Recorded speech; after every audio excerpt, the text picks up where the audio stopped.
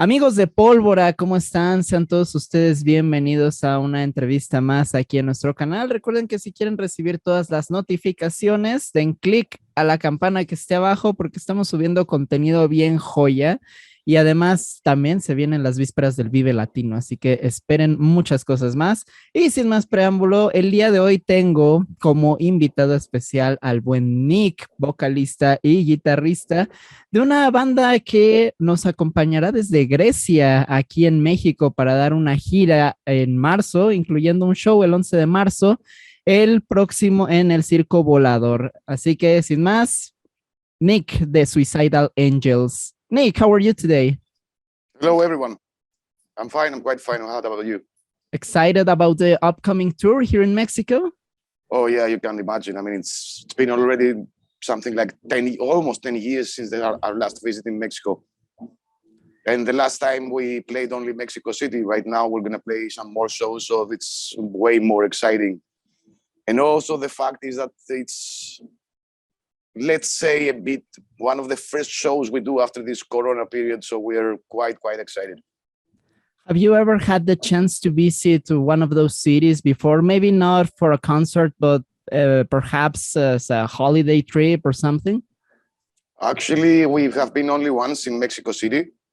Okay. And we had a show there. It was like back in 2013, almost 10 years ago. But we didn't have the chance to come over again, neither for concert or for vacation. And that's why I said we're really excited, because we have the chance to play some more shows in your country. Nice. Well, Nick, I have a short story to share with you and let me know what you think about. The first time I heard about the band was back in 2009, 2010 on one of these Metal Hammer anthologies that were included along with the magazine. I always thought they were cool bonuses to buy these magazines. What do you think about them and what do you miss about those times?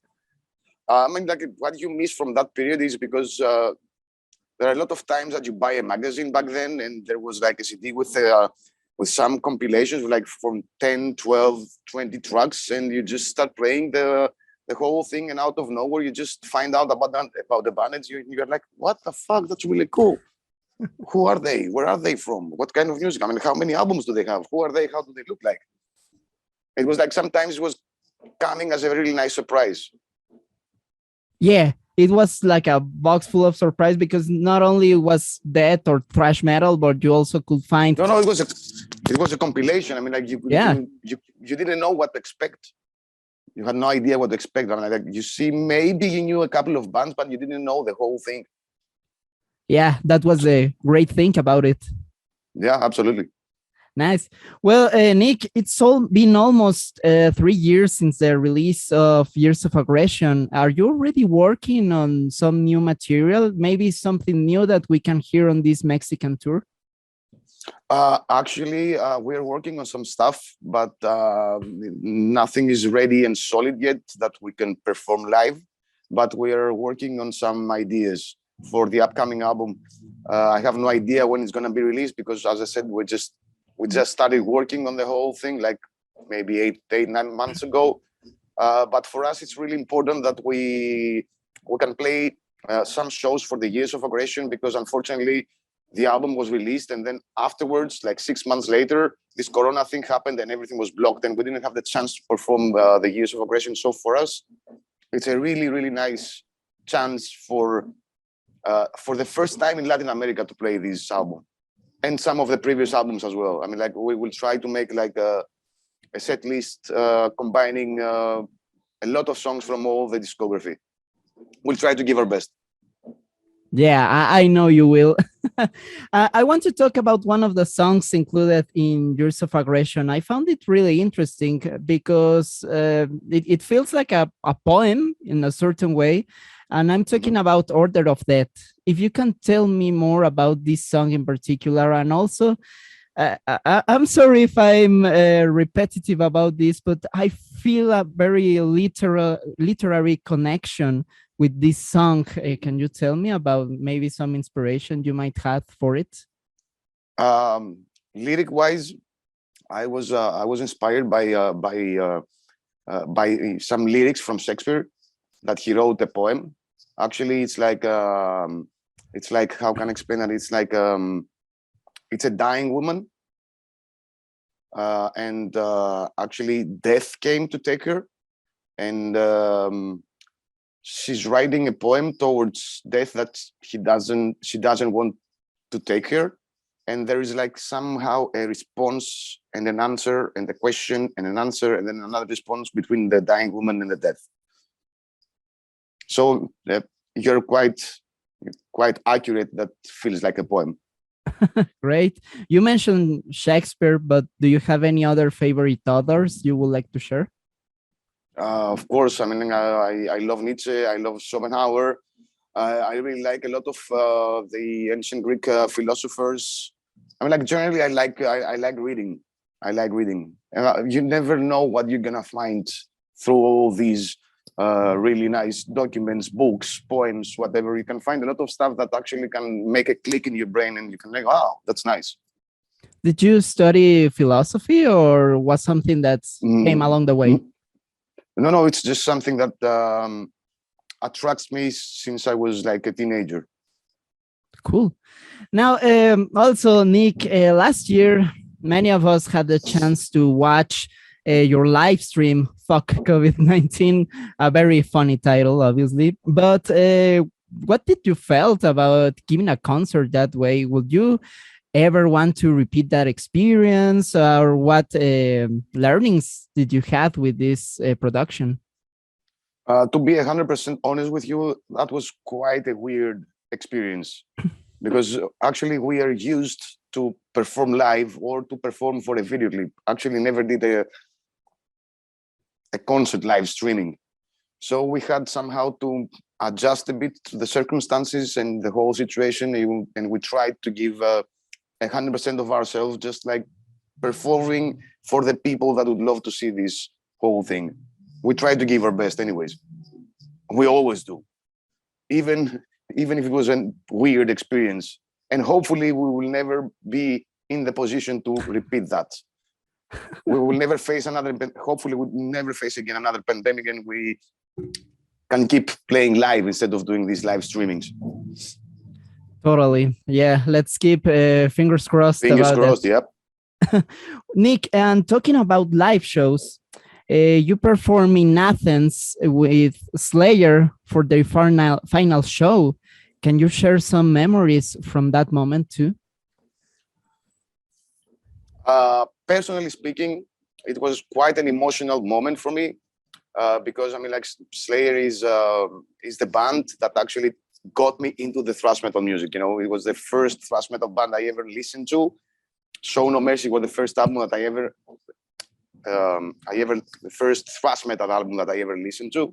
Okay. So for me, it was quite a unique experience because it wasn't the first time playing with Slayer. Of course, it was like the second or the third, but that one was really, really emotional because I knew that would be the last time that they play live in Greece. And generally speaking, it was the farewell tour, as I said.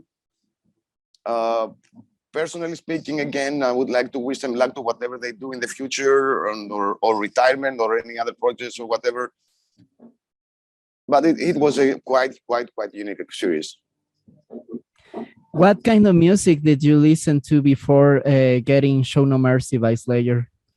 Oh, of course, I was into this Iron Maiden stuff, Blind Guardian, Halloween. I was also listening to some punk stuff, like not only English, with English language also, but with Greek language, with Greek lyrics from back in the 80s and stuff.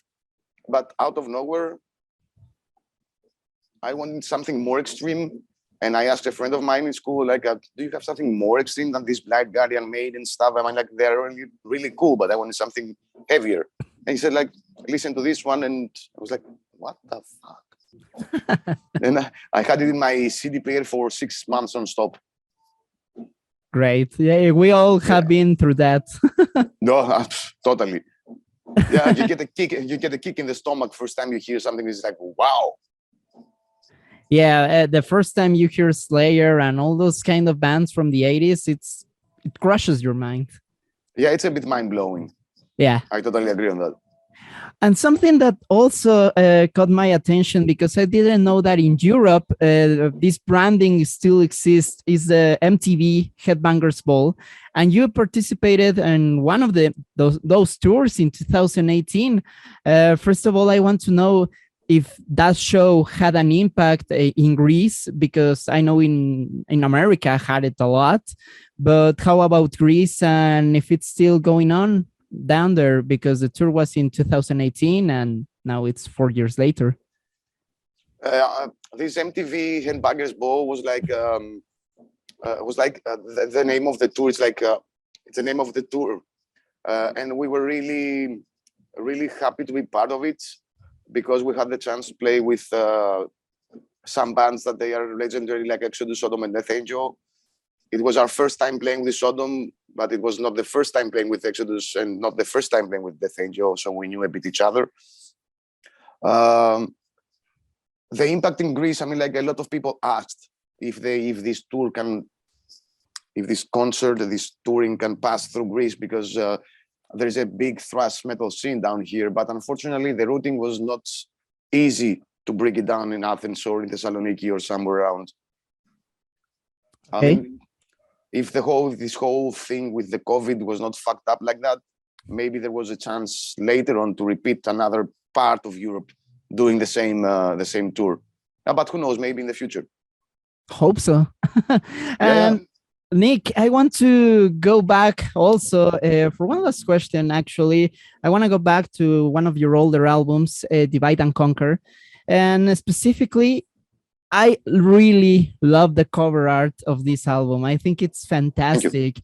Thank you very much. Did you made it, or did anyone else made it, or can you tell me about the origin? Actually, the main idea came from us, that we wanted somehow this circle pit with people kind of fighting. But we gave the idea to Mr. Ed Repka, who did almost all the covers so far. And he actually managed to get the idea and transform it into this amazing cover. Really, really colorful. Yeah. Colorful and really bright colors, something that it's not that usual for us, but it was a really, really good album cover.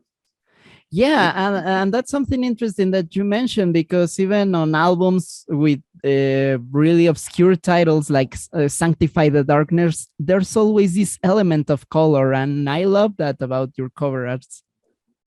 Yeah, I mean, like we try to improvise and we try to create something as much as unique as we can. I mean, like given the period and given all the times, we don't skip any detail when we are focused on every single detail, and that's, I think, why all the album covers are kind of exceptional, in my opinion.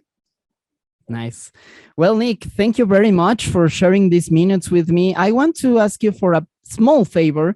If you could send a greeting to all the audience here at Pólvora and inviting them to your Mexican tour in March. All right, you maniacs from Pólvora magazine. This is Nick from Suicidal Angels, and we're looking forward to meet you all in Mexico on March. See you all there. All the people already will have the chance to buy some of our merch from thehouseofgods.net. Sooner or later, there's going to be an announcement where the people can buy their merch beforehand at thehouseofgods.net.